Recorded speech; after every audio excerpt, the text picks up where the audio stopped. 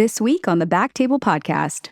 Once that's done conceptually, and if you have to go with the theory, then you will have basically no possibility of this fluid recollecting. And when you have fluid or component of this plunging ranula that's kind of disconnected with the sublingual gland, I often recommend and tell patients that, listen, all of this is not going to go away with the surgery.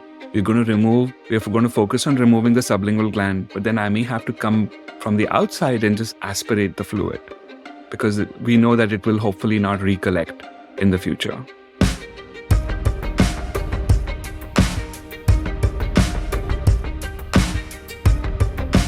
Hi, everybody. Welcome to the BackTable ENT podcast. We're a podcast that focuses on all things otolaryngology, and we've got a really great show for you today. Thanks for stopping by.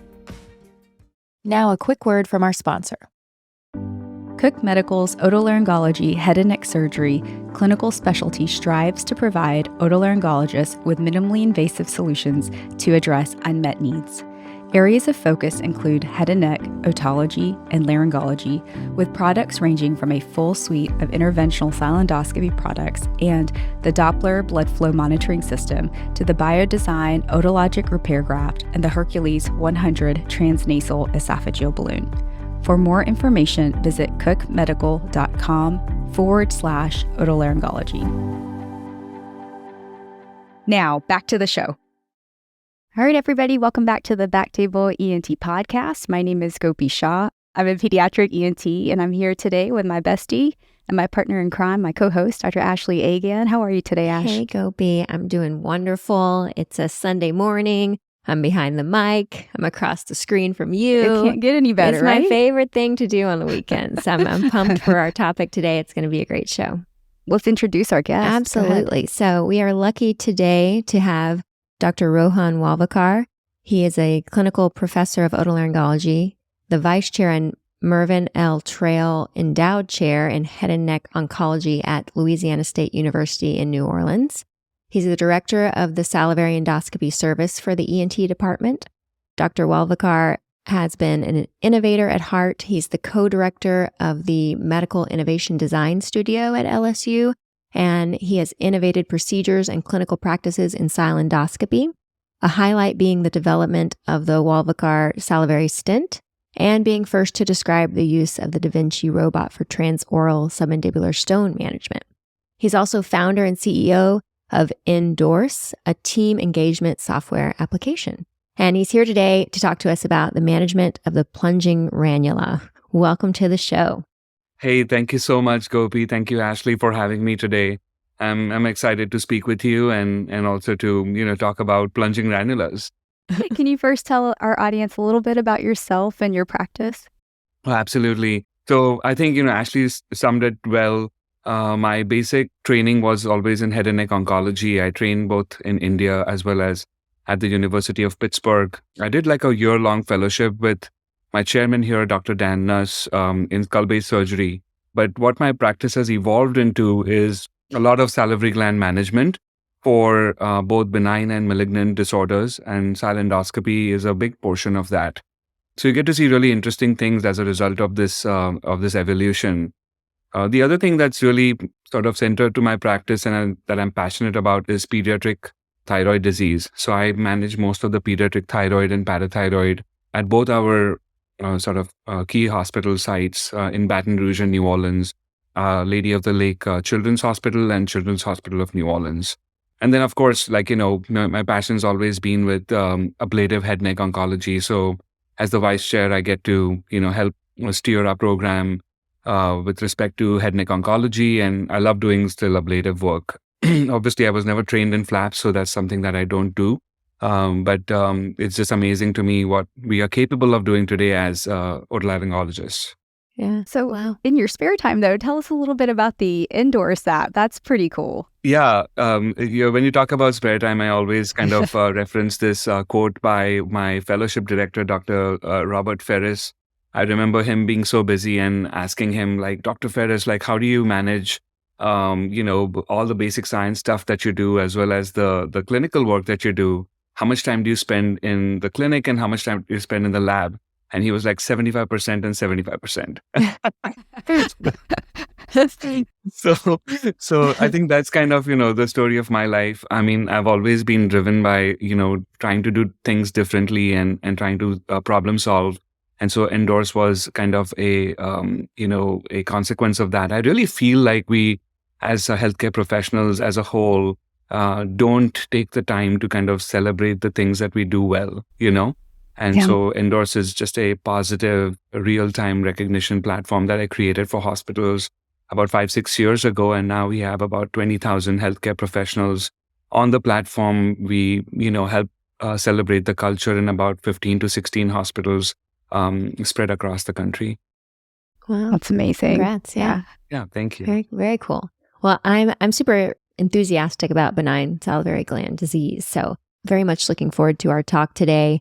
Let's get into it. How do these patients with plunging ranulas present to you, or ranulas in general? What are these patients looking like when they're walking into your office? Yeah, actually, as you know, as somebody who does a lot of benign salivary gland as well, these patients are rare, but they're not rare enough that you will never see them in your practice. So a lot of my residents and even some of my colleagues have questions about this particular problem. Most of the patients present, obviously, in a varied age group. I see some in their teens, sometimes younger, and some, in adults.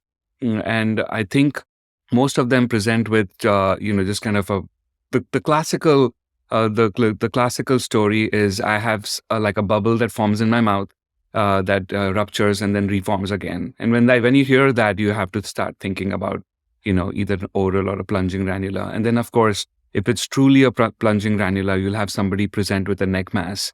And that does not always need to be associated with an oral finding. That's important to note. And that makes the sort of discussion with the patient as well as the thought process around management quite, intricate. And we'll get to that when we, address those questions. Do the patients with the plunging ranula have histories of infection or sialendoscopy, or is it just, I just noticed this kind of pop up on my neck for the last couple of weeks and it doesn't hurt? That's a good question. That's a great question. So I think it's, as far as previous infections, I would say about 25% of them present in that fashion, where they have some like very bad a history of an acute abscess or something of that sort, that has alerted them to this condition. Most of them present with a more sort of a indolent, benign, salivary gland swelling, benign in terms of its clinical presentation, not in terms of the pathology. And they just say they have a swelling in the neck that they have noticed that comes and goes. That's kind of what I've seen. And as far as pain, there's not a significant pain compared to the patients that are coming in with like a true acute sialendoscopy. You're right. I mean, the pain, as far as pain is concerned, there is the pain component is very low, but the pressure component is there. So a lot of patients will complain that they feel like there's pressure in the neck. They'll sometimes feel like there's pressure in the ear, some sort of radiating sensations to the neck, and all of that can be attributed to the swelling. And again, let's not also forget appearance. Appearance is a big deal. I mean, a lot of these young teens and adults as well, everybody, I think if you had like a big lump in your neck, you want to address it, and it's concerning. Mm-hmm. So is this okay to go ahead and get into your differential when these patients come in? What are you usually kind of thinking about? And yeah, this is a great question. I mean, it depends on the age of the patient. I think the younger the patient, you're thinking about like, more sort of embryological, conditions like dermoids and duplication cysts and things like that. The older the patients get, then you have to think about like sort of middle-aged teen patients to adults, lymphangiomas, lymphovascular malformations. Again, you can have singular sort of submandibular cysts that I've seen happen in this area, lipomas. A lot of different kind of pathology can occur in the submandibular triangle. So you have to think about all of those conditions. And then, of course, you never rule out malignancy just from an academic perspective. A cystic swelling in the neck could be representative of a thyroid malignancy or something that's coming from the oropharynx. So you have to rule that out. Mm-hmm. But as far as age, these patients tend to be younger than our like typical like older neck mass patient, like if we're, in 100%. general. Yeah, Yeah. most of them tend to be younger, in their teens or young adults. And that's the majority that you'll see in this age group. Having said that, I mean, we create problems, and while we're trying to fix problems with sialendoscopy, and more people are undergoing endoscopic salivary gland procedures and consequently transoral incisions, you are going to see a lot more ranulas, because when you start manipulating the submandibular duct and the minor salivary glands in that area, you could potentially injure the outflow tract to the sublingual gland. And so I've recently seen a patient who has a floor of mouth ranula as a consequence of a pretty extensive transoral approach for management of stones. And so this is going to happen even in the older group, and you need to sort of keep that as a part of your differential. Yeah. That's an interesting point. Is there a percentage? Are there studies that show like follow-up, or is this now we've been doing cell endoscopy for close to 8 to 10 years, and now I'm seeing these patients come in? Yeah, so I think that's a really good question. What is the incidence of ranulas after endoscopic or transoral procedures related to management of stones or stenosis in the floor of the mouth? I don't think there's a good number for that. It is something that is real and can happen, and so should be a part of your discussion when you talk about, your informed consent and possible complications. But in reality, I would say it's less than 0.5%. Now, it's also important to note that when you think about making an incision in the floor of the mouth to get to the submandibular duct, the way the sublingual gland and the minor salivary glands interact with the submandibular duct is a very important thing. If you can, in many cases, after you make the submucosal incision, you can actually push the sublingual gland sort of bluntly away from the duct. Okay. And if you do that, then your likelihood of injuring the sublingual duct or the sublingual gland becomes less. So, careful attention to technique at that time is really important. The important thing is not to think about getting the stone out. When you think about management of the floor of the mouth, and you think about how do you approach it as a way to prevent future complications after you make the incision in the mouth, you have to make an attempt to move the sublingual gland away. You have to get through one layer of minor salivary glands, but then you can easily sort of bluntly dissect the sublingual gland away so that you don't injure the sublingual duct and the gland itself. And that can prevent the ranulas in the future. Now, there are no guarantees that this would happen, but at least you're reducing your chances of doing that. Yeah, that makes sense. And before we move on, when you're doing that, do you prefer like using like a blade instead of cautery? Like, does that matter when you're getting removing a stone transorally because of potentially damaging the sublingual gland? Yes, it's a very good question. I detest bleeding. So whenever I think about using a blade in the floor of the mouth, it always kind of it creates an interesting reaction in me. So the way I navigate that situation is I will do a submucosal injection of local and epinephrine, but then I'll use the Colorado tip Bovi on a very low setting, like maybe 8 or 10. So that actually gives you a really clean cut when you go through use it on a cut rather than blend. And then you can do the rest of the dissection bluntly. Yeah. Cool. Thank you. That's a good question. So moving on to our patient that's presenting with the ranula, what does your physical exam look like? What are you seeing and what are you looking for? Honestly, the physical examination is very minimalistic. The main sort of components I'm looking for is I examine the floor of the mouth for the patency of the submandibular duct. Okay. And one is, can I visualize the papilla? Is it working? Because those are important things. Like if I do want to cannulate the duct for the procedure to, maybe stent it so that I know where the duct is. Yeah. I know that it's not going to be an issue, or whether it's working or not. I can counsel the patients accordingly. The second thing is obviously do a good bimanual palpation. You can get good elimination and examine the floor of the mouth. And it's the best feeling is when you see that the ranula or a blue translucent thing in the floor of the mouth. that your diagnosis is, pretty much spot on. But sometimes you'll just look at the floor of the mouth and it'll appear normal. And then what you want to do is sort of do a comparative examination, examine the normal side and see what the sublingual gland feels like. Then examine the abnormal side and see if you feel like it's like slightly more bulky. That can give you a little bit of a cue as to whether this is truly a sublingual gland in origin. And then, of course, you bimanually examine it. If you have the ability to do an ultrasound in the office, that can be tremendously helpful, and so no harm in putting an ultrasound in the neck and just kind of getting a sense of, is this fluid collection around the submandibular gland? Is the submandibular gland involved or no? It's very difficult to sometimes see the sublingual gland in these settings because there's a lot of fluid around it. But at least if you can examine the architecture of the submandibular gland, you'll know that it's not like a submandibular gland cyst, Mm-hmm.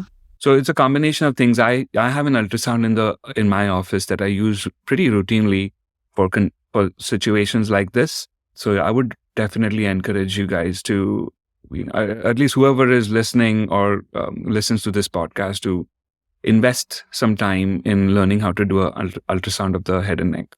Do you do an ultrasound even for anybody that has a intraoral component and the neck component, or is it part of your neck mass workup anyways? Or if you have an intraoral component and you can see the blue and that clinical, picture fits what you're thinking, is that enough? Or do you feel like ultrasound is something that you always do as an intermediary step? No, I don't believe in doing things just because you have to do them.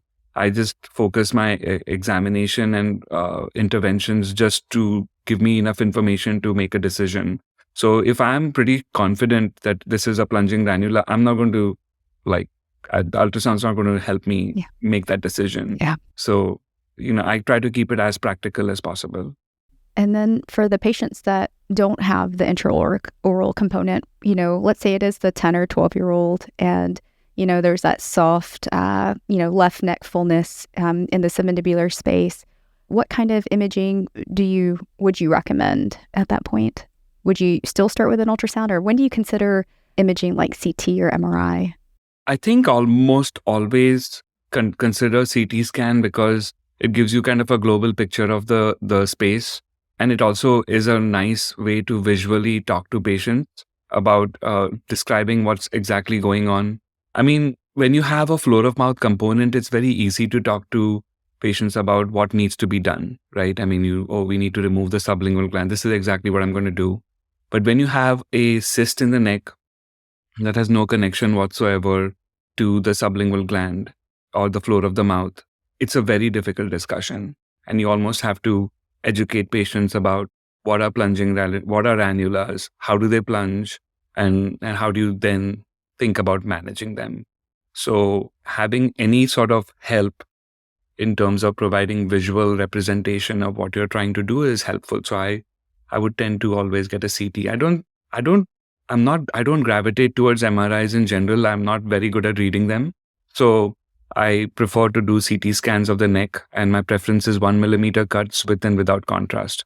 Sometimes in these kids, the differential for me would be like, lymphatic malformation, branchial cleft cyst, dermoid, and the management, like you said, is different. One can be potentially intraoral. The other one, I'm going to have to do something in the neck, more likely. And my, treatment options are a little different. So, depending on, I feel like I was leaning a little bit more towards MRI because maybe that would give me a little bit more soft tissue distinction between some of those. Because then if I'm thinking of like a macrocystic lymphatic malformation, then there's other treatment options like sclerotherapy and other things. And so I don't know. Sometimes I used to kind of, think in my mind, which one do I want to get and why? But you have to get the one that you're comfortable getting. Yeah. I think what you're comfortable reading and interpreting. For me, the CT scans are sort of the go-to scans. And what the CT scans allow me to see is when you examine the floor of the mouth area and you actually look at the sublingual fossa, if you can actually see if it's bilateral, then it's tough luck. You have to make a decision. But let's say it's a unilateral problem, you can actually see on one side, the sublingual gland is nicely tucked away in that sublingual fossa. on the other side, you'll see that there is fluid around it. And that's like a telltale sign to me that yes, this fluid is coming from the ranula. The other things that you look for on a scan is, most other malformations and stuff, they have some sort of a structure to them, like they have a shape to them. So ranulas will find any place to go. So it'll be very sort of irregular. They will find like nooks and crannies to get into. So you'll have a very sort of weird shaped collection of fluid, of this hypodense fluid on the scan. And so that is another kind of sign to tell you that, this can't be anything else but a ranula. Yeah. Helpful. Yeah. And it just occurred to me that we kind of jumped into the patient presentation before we talked about like, what is a ranula? Can you you talked about your spiel to patients about, what is a ranula? How does it plunge? Can you just kind of tell us what your patient's spiel sounds like? Yeah, absolutely. So it's really difficult to describe to patients. And so this is how I usually tell my patients about ranulas. So I tell them that the sublingual gland is this small gland that contributes to less than 1% of saliva. But then, when it gets obstructed or it gets injured for whatever reason, it can really be troublesome. And so I talk to them about it being tucked between the mandible on one side, and the mandible is trying to elbow it in, and then the other side is the muscles of the tongue that are kind of like really sandwiching this gland in the middle. And so when the gland gets obstructed or it gets injured, it starts leaking saliva because it has nowhere to go, right? And so saliva leaks out of this gland because it's overcapacity, and now it's kind of flowing into the floor of the mouth. And I tell patients that saliva in its normal space in the mouth, in the digestive system, is very helpful. But outside of that, and we know that from our, laryngectomy fistulas and things like that, it's very irritant. So I graphically tell them that if I take a syringe, fill it with saliva and inject it into my muscles, what it's going to do is going to create an intense reaction. So when saliva leaks out from the sublingual gland, the body sort of tries to create a reaction around it. You're almost trying to sort of shepherd it into trying to stop the saliva from going to different places. And what that looks like is a pseudocyst. Okay. So it's basically a wall of inflammatory cells that really don't have any integrity, but it's just a way for them to sort of curb that infection. All right. And so if that's limited to the floor of the mouth, then you see a cyst in the floor of the mouth. But at some point in time, this is just a free-flowing water. It's like a leaking faucet. And sometimes the fluid will find weaknesses in the floor to be able to escape into the neck. And these tend to be the neurovascular ports in the mylohyoid muscle, right? And you actually see these weaknesses or these areas of dehiscence while you do a level 1 neck dissection. If you really pay careful attention to your level 1 neck dissection, as you kind of take this fibrofatty packet of tissue out of level 1, you'll see a lot of vasculature over the mylohyoid muscles. I mean, guess what? Like that's exactly where where the saliva is going to flow out of and come into the neck. So I talk to them about that and say that like once it's in the neck, it forms this, this plunging ranula, but the source is that leaking faucet in the floor of the mouth, which is the sublingual gland. Mm-hmm. I don't know if that's helpful, but no, I think that's wonderful. Yeah, thank you. That's really helpful. That's the best explanation of a pseudocyst. Yeah, right? Yeah, perfect. Is it always from the sublingual gland, or are there a percentage of these ranulas that are from the submandibular gland? Technically, if you go by the definition of a ranula, which is essentially the saliva in the wrong space, it could be from any gland, right? I think the term ranula has come from the sublingual gland because it's closest to the floor of the mouth. And, if you look at the books, they talk about ranula means like the throat of a frog or something like that, because it's the belly of a frog, because it's bluish in color. And so I think it's most commonly associated with the sublingual gland. But if you, for discussion purposes, if you went and cut the submandibular duct purposefully in the neck and let saliva just leak out, it would probably give you the same reaction. but let's not do that. No, don't do it. Theoretically. Theoretically. Yes. Okay, so then moving on to when you start talking about treatment for these patients, is anyone like, well, like, why can't you just, what if you just stick a needle in it and just drain it? Like, what about that? Like, maybe I don't want to have surgery. Does that work? Yeah, I mean, that's a great question. And if it's just purely a floor of mouth ranula, certainly I don't like push for sublingual gland excision at the first go. You can try the aspiration and see if it works, or you can just sometimes apply a little bit of local and sort of decap the cyst. And if it just heals in a way that, that cyst stays kind of open and sort of sticks to the floor of the mouth, you may not have to have surgery. And so it's a really good question, is if you have a true plunging ranula, can you just aspirate all of it and see if it goes away? In my experience, it doesn't. I think at that point, this may be a terrible dad joke, but it's kind of instead of the cat's out of the bag, the saliva's out of the floor of the mouth, But it's like, it's done. Like, I don't think there's any going back from having to take out that sublingual gland. But it's certainly a valid question. And what I would talk about in the treatment is the important thing in my mind is removing that sublingual gland. Once that's done conceptually, and if you have to go with the theory, then you will have basically no possibility of this fluid recollecting. And when you have fluid or component of this plunging ranula that's kind of disconnected with the sublingual gland, I often recommend that and tell patients that, listen, all of this is not going to go away with the surgery.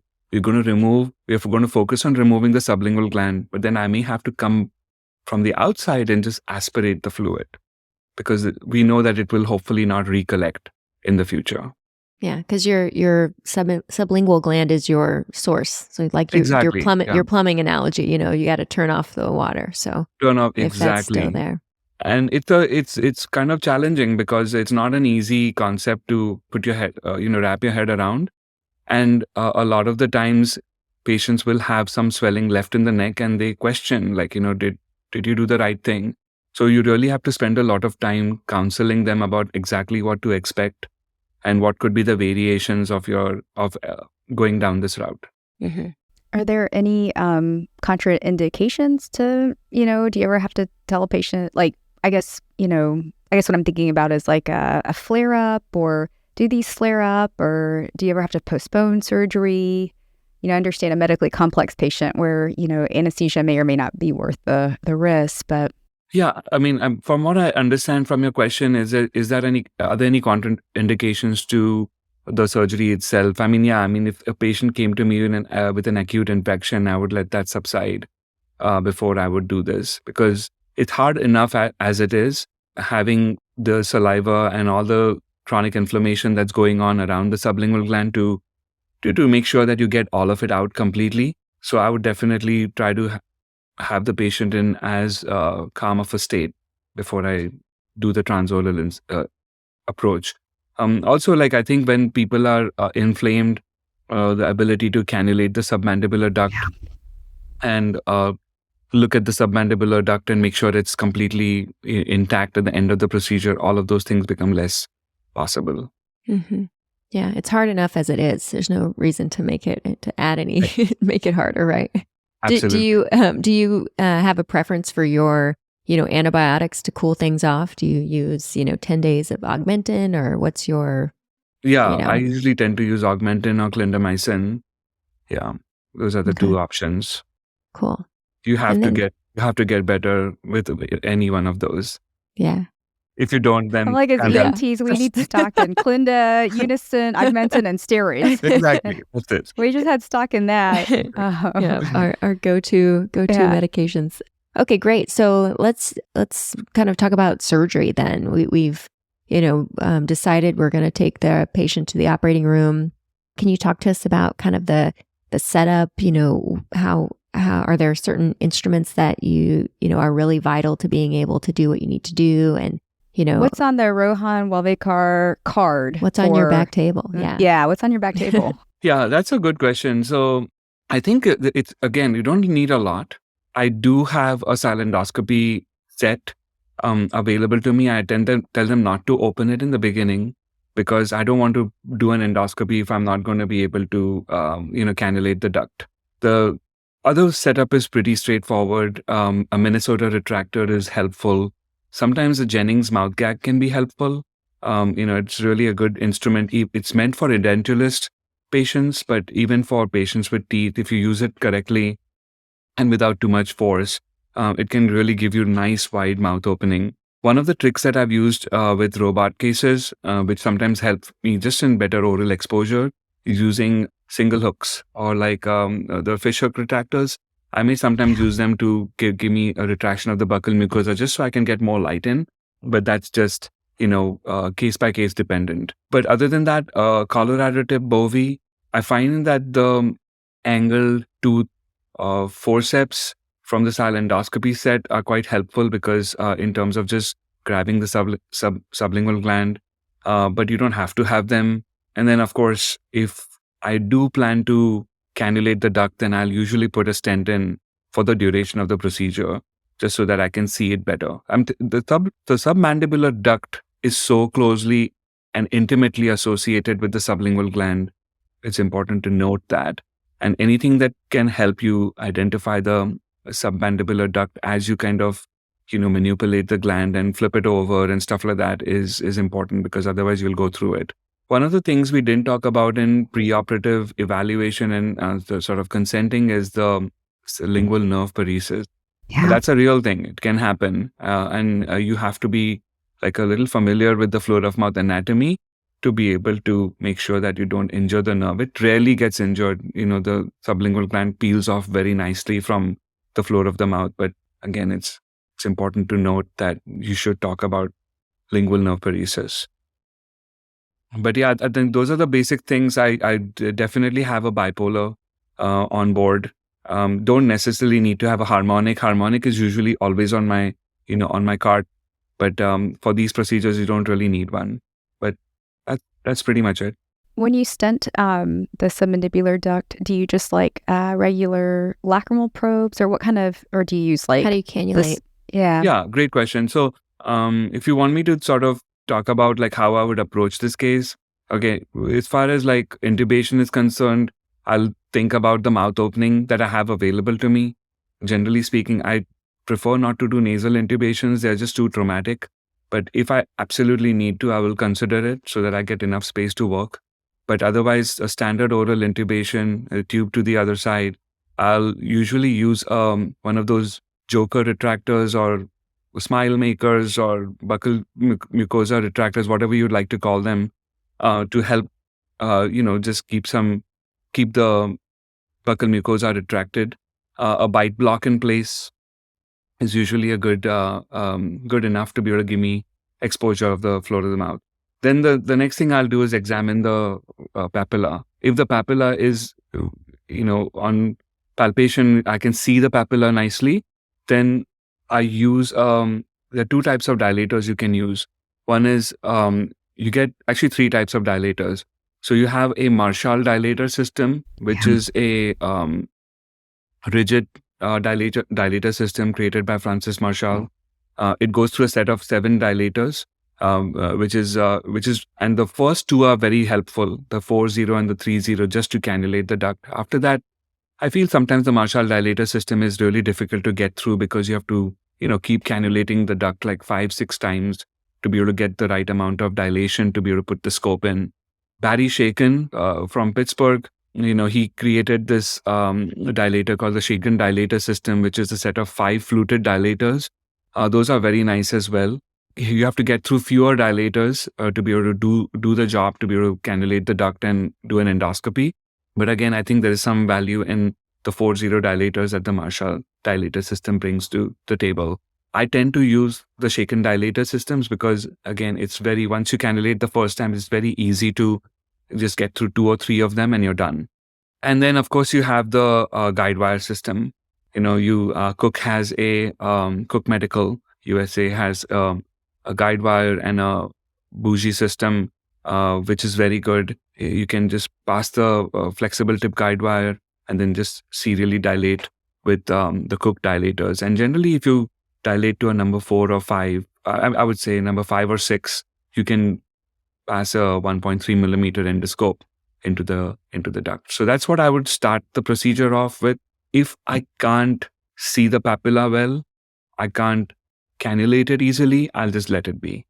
Because I know that the ranula is changing the anatomy where I can't cannulate it.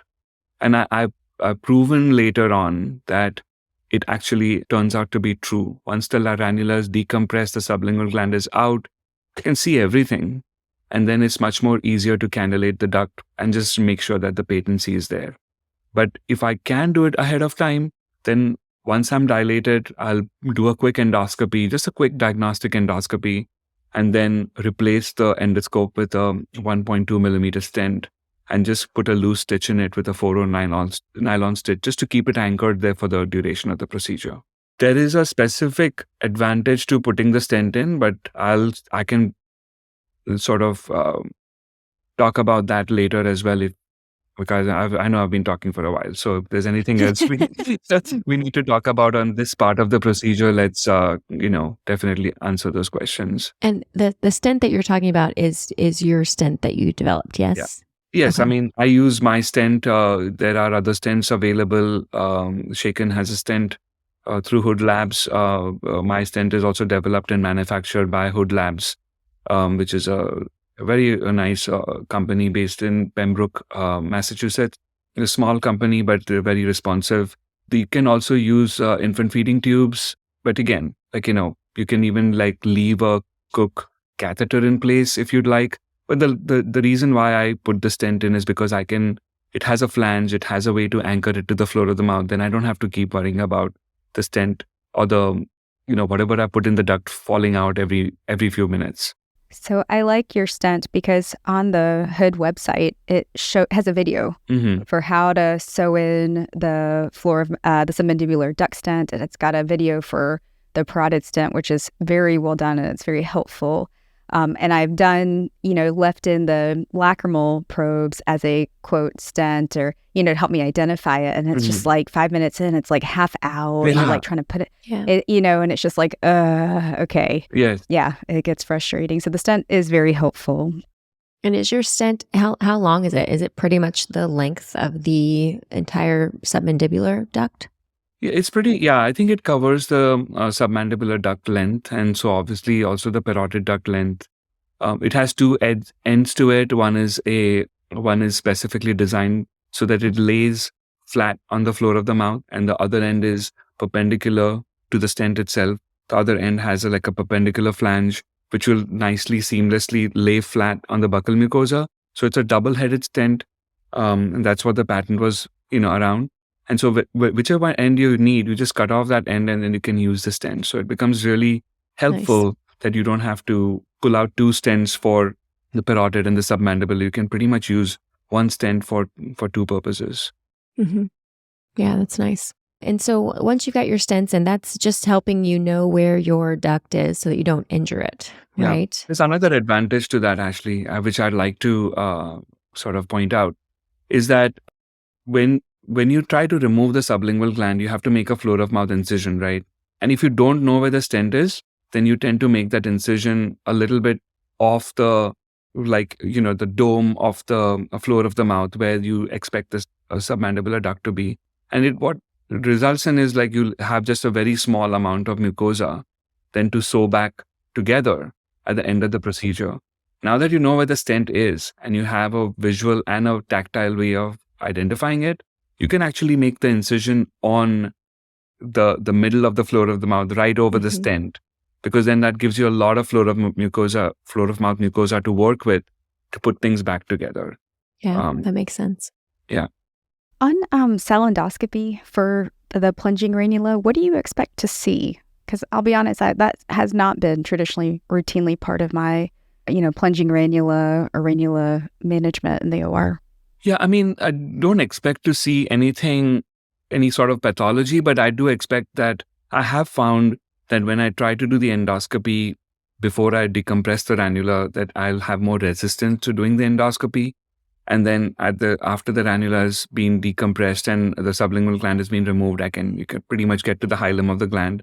So that's like an obvious sort of anatomical stricture that happens because of the presence of this excessive fluid in the floor of the mouth, or just a, abnormal sublingual gland. The other thing is that the main reason for doing the endoscopy is to make sure that the patency of the submandibular duct is intact at the end of the procedure. You don't want to inadvertently have injured the submandibular duct and not know about it. Mm-hmm. So it's again a matter of weighing the risks and benefits. If you find that you're pretty confident about the submandibular duct being intact, then I wouldn't necessarily try to cannulate a papilla that is not lending itself to easy cannulation. Yeah. And how long do you usually give you said, I'll kind of give myself some time, and if it seems like it's not in a good place, doesn't want to work with me, the papilla doesn't want to work with me today to cannulate, how much time do you usually give yourself? Yeah, so that's it's like a 10-minute decision because you've been doing, you're the expert on this, or, because sometimes we're like 20 minutes, 25 minutes in, and it's like, God bless, I don't know. I don't know if I can do 10 this. minutes is too long, right? So if I'm doing a ranula, then there's two different scenarios. If I'm doing a ranula and I can't cannulate it, I'm done. Like within 30 seconds, I'm like moving on to doing the ranula removal, sublingual gland excision, and then I'm going to come back to the submandibular duct as something that I just want to make sure that I can do at the end. And if I can't, then I'm going to say that yes, like we just do the ranula excision and not unnecessarily traumatize the submandibular duct. For sialendoscopy cases, I will spend some time on it. I will try to cannulate the duct. I spend at least a few minutes on it before I'd say that this is really not happening. And I try to think about people who advocate that, and I think about Barry Shaken, who's been my mentor forever, and he always says that slow down and try to cannulate the duct, because if you do cannulate the duct, it saves so much trouble for the patient. So I'll give myself a few minutes and try a few different techniques, like maybe trying different dilators, or maybe just injecting around the papilla, or sometimes painting the area with methylene blue. Anything I can do to make sure that I can cannulate the duct. If those things don't work, then I'll move on to a papillotomy. Mm-hmm. And are you wearing loops, or do you like a microscope? Yeah, I wear 3.5x loops. They really serve me well. I think the microscope is in my hands is very restrictive. I feel like there's a lot of open component to what we do with transoral surgery. And so the microscope can sometimes be challenging to use. Mm-hmm. But those people who do use the microscope do it well, and both their hands are free, and it really is an advantage in many ways to use the microscope. Mm-hmm. And so moving on to kind of removing the sublingual gland. Yeah. So now that you've identified your submandibular duct, and then what comes next? And specifically when we were talking about the anatomy of the floor of mouth earlier, do you go looking for the lingual nerve so that you can protect it? Or? Yeah, so this is a great question. And so we are talking about essentially how do you remove the sublingual gland, right? How do you approach this? Once you make your floor of mouth incision, know that you're going to have some layer of minor salivary glands before you get to the submandibular duct. Okay. But once you make your floor of mouth incisions, you kind of I almost try to peel off the mucosa, okay, and sort of go towards the lateral aspect of towards the mandible. And when you kind of do that, you start seeing a very nice plane develop between the mucosa and the sublingual gland, okay. I try to start there to be able to sort of see that nice, what we call in Pittsburgh, flim-flam. That's that nice fibrofatty tissue. That's how I was trained in Pittsburgh, and now I've kind of brought it to LSU as well, along with my other colleagues from Pittsburgh. But flim-flam is always a good thing, right? But you kind of get into that space between the mucosa and the sublingual gland laterally. Then anteriorly, it's important to kind of get deep enough where you're seeing the submandibular duct to the midline, like towards the tongue, and you basically go down to identify your mylohyoid muscle, okay? And then you sort of peel that back and sort of connect it to your lateral dissection. Okay. Now, you have to make a commitment also to cut the sublingual gland at some point. So remember that the sublingual gland sits in the sublingual fossa, but the minor salivary glands sort of come over the submandibular duct. So once you've identified the submandibular duct, whatever is over it, you just kind of make an incision and push it laterally. Okay. Now you have basically an incision towards the midline. You have a dissection laterally, and you know where your floor is. So then you start kind of peeling the whole thing back. The important thing here is that you have to expect the lingual nerve branches to come. And how are they going to present to you? They're going to present to you in a way that they come from lateral to medial towards the duct. So if you keep that in your mind, you'll be able to see them much, much more easily. And there is a lot of vascularity here. You'll see some pretty big sort of bridging veins that come from the middle of the floor of the mouth and towards the posterior lateral aspect of the floor of the mouth, right? And so expect that to happen. And when you do see those, I stop, take the bipolar, make sure I really cook them well before I, take all of it out. Mm-hmm. The suction, like a Pichon, like a pediatric Yankauer suction, is like a really good tool to be able to push into this space once you find it over the floor of the mouth, and to just do one swipe and dissect your sublingual gland all the way to the back. And the last part of this is that when you will see a lot of this just come together very nicely as you do it. But at some point, the sublingual gland, if you look at those illustrations from our anatomy books, and you see the deep portion of the submandibular gland and how it kind of sort of, creeps over the mylohyoid muscle, and then they show this sublingual gland just in front of it, right? In reality, that's not how it is, right? They're almost together. So when you sort of want to make that posterior cut of your sublingual gland, you have to look for a change in texture of the glandular tissue that you're cutting. And you'll clearly see that the submandibular gland is much more sort of integrated than the sublingual gland. It has a different color to it. It is much more globular and rounded. And then you can basically make a cut at that point and take out the entire gland. But it's a big piece of tissue to remove the entire sublingual gland. So I'm glad you brought that up, because it is hard to tell. I mean, it's kind of this blob, and you're just kind of going and, hoping that you see that submandibular gland, and then you see myelo, and maybe, I think, like you said, they're not that common, but I think for the one or two plungings that I've had in the last couple of years, I think one of them I was like, oh, there's a defect in the myelo. Okay, that's cool. We got some saliva out, and we're still like, okay, where do we take this? Like, where does the gland stop? And so sometimes that decision making can be tricky, because it's hard to tell the difference in the textures of the gland, I think. Yeah, grossly. Absolutely. Yeah. I have a publication that we did with transoral use of robot for sublingual gland excision. It's again, I think it's overkill. I think you don't need a robot to remove the sublingual gland, but in some cases, if you really have problems with access, it could be an advantage. But the point I'm bringing is that there's a video in that publication which is really nice, because it shows you the posterior extent of the sublingual gland and where you need to cut it off. Very cool. And you're peeling it from a anterior lateral to posterior medial direction. Yes. Correct? Yes. And then you have to know your limits, right? Your limits are going to be the floor of the mouth is going to be your lingual nerve first, and then your mylohyoid muscle, because it'll be on the myelo. Your most medial limit is going to be your submandibular duct, and your posterior limit is going to be your submandibular gland, the superficial portion.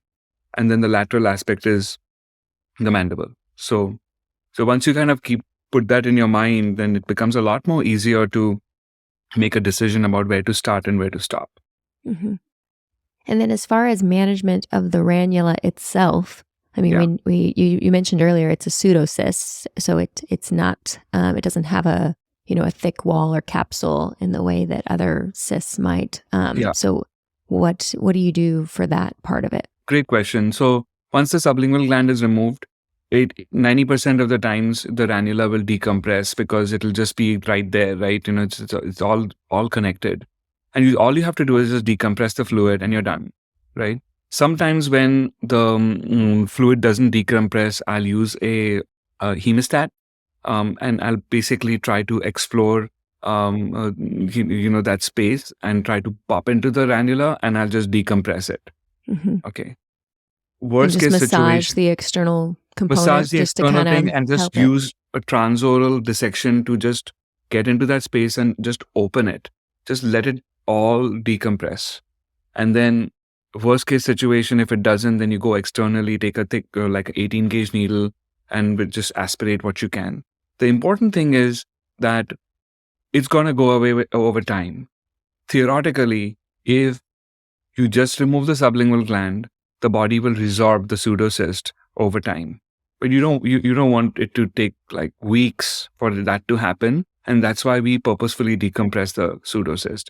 It either decompresses on its own when you remove the sublingual gland, or you purposefully make a transoral sort of dissection just to, through the mylohyoid muscle, you just point towards the thing and just open it up like you would open an abscess. I would put patients on postoperative antibiotics and steroids because it is a traumatic procedure, and you don't want them to get secondarily infected.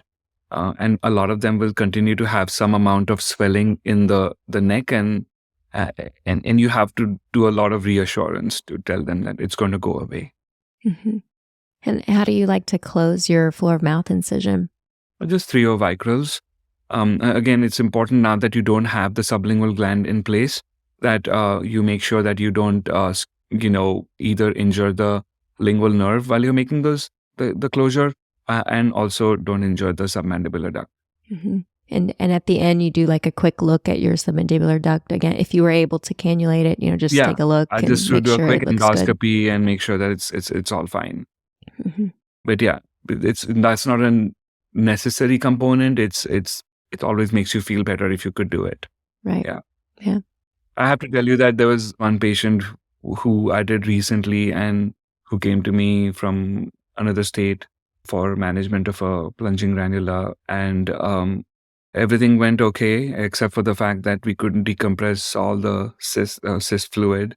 And in the weeks that followed, it was challenging to kind of know that this fluid is taking its own sweet time to go away. And I really had to counsel myself and the patient that like this is going to happen the way it's meant to be. And sure enough, it did. But you have to invest in that thought process. That's what I wanted to say. Even if you've done this many times. How long would you wait? It took about 2.5 weeks. Okay. Not terrible, but still, right. Yeah. It's like post-op swelling, right? Yeah, I know.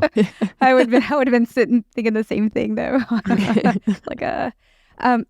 Is there ever a reason for these to ever go in the neck anymore, or do we have enough data where it's just like, no, you got to take the sublingual gland out, and if you can pop that pseudocyst, great, and then we're done? Or is there ever a reason to anything transcervical ever in these? I don't think I can conclusively tell people who do a transcervical approach that they're doing the wrong thing. But I can't imagine why somebody would if there's an alternative, because it's a mess going through the neck, right? The best part about doing the transoral approach is you're not burning any bridges other than removing the sublingual gland. It's also the easiest access to the most problematic area.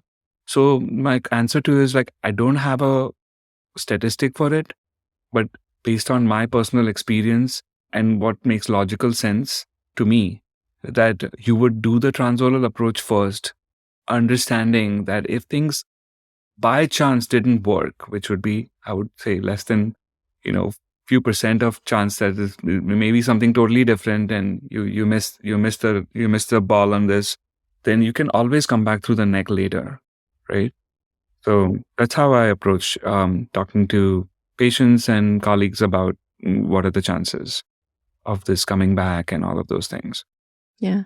And as far as, rounding out the conversation, when it comes to complications, what's the most common thing that you deal with, and how do you manage that? The most common thing is the ranula not resolving fast enough. Yeah. If you can't, you should make every effort to decompress the ranula at the time of surgery, because that's probably your best chance. So I would say that's the biggest complication of just having that persistent swelling and having to navigate that conversation with patients until it gets all better. The second complication is that sometimes you truly find that there is actually a real cyst or a true cyst beneath the sublingual gland. It's happened to me a couple of times where I removed the sublingual gland and I found this well-formed, well-capsulated cyst, which I missed out. And then you have to be prepared to make a decision of, can I do this transorally, or do I need to come back another time and approach this through the neck? So just keep that in mind. Like, there's always a clinical examination, scans get you to a certain point. Ultimately, when you do surgery, if you're presented with something else, be prepared to be able to step back a little bit. You don't have to finish everything on one day. Other than that, the conventional complications of, submandibular duct injury, lingual nerve injury are real. I think if you pay attention and you do your best, it becomes very, very nominal. Like, I would say lingual nerve paresis is very rare in these situations, less than 1%. And submandibular duct injury, I think if you're careful enough, you'd not injure it again. I would say less than 1 to 2%. But those are kind of pretty much most of the complications that I think about. And then, of course, post-operative infection. If you have an open kind of a wound in the mouth, and it definitely lends itself to having some infection. So covering with antibiotics and steroids is helpful. Yeah. Do you give them any sort of dietary restrictions post-operatively because of that incision in the mouth, or they just eat what you want, basically? Actually, not too many dietary restrictions. I do encourage them to eat from the opposite side, and then of course rinse the mouth after with the Peridex or whatever they would like, salt water or hot water or warm water gargles, whatever, just to keep the wound clean after every major meal. That's my recommendation. Yeah. Wonderful. Well, we sure appreciate you taking the time today. Any final tips or pearls that you want to leave our listeners with before we land this plane? Well, thank you. First of all, it has been wonderful, talking about this. This is something which is recently, it's kind of dear to my heart in terms of like ranula management. It was like an aha moment for me. Like when I said wow, we can actually do this without having to do an incision in the mouth. And I've been surprised by the number of people who have to ask that question, and so I'm so glad that we are doing this and bringing a little bit more perspective on this topic to whoever's listening.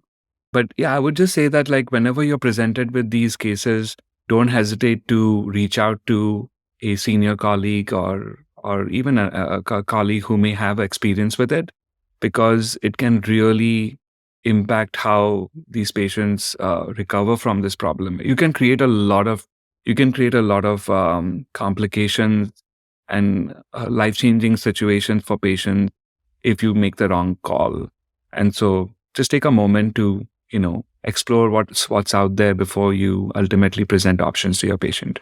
That's it. Well said. Thank you so much. I want to kind of see if we can have you back on on our ENT show and our innovation show to talk more about stent development, but also the Endorse app. And it's pretty awesome with so much of your interest in innovation and, being a leader of it in innovation at the medical school. Like, it's great to be able to, not just, to bring clinical research, medical education, and innovation to our future physicians. It's awesome. So that's super encouraging and inspiring. So thank you for that as well.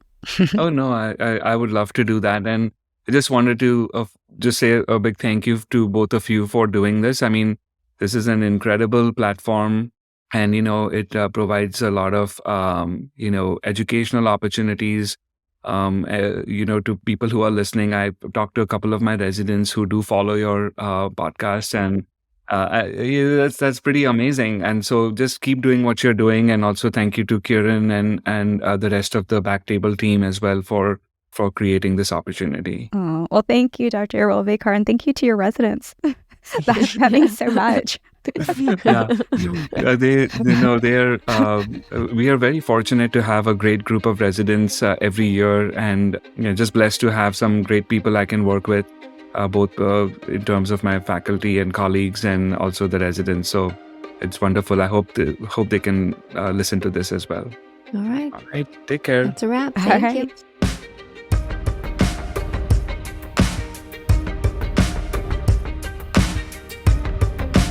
Thank you so much for listening.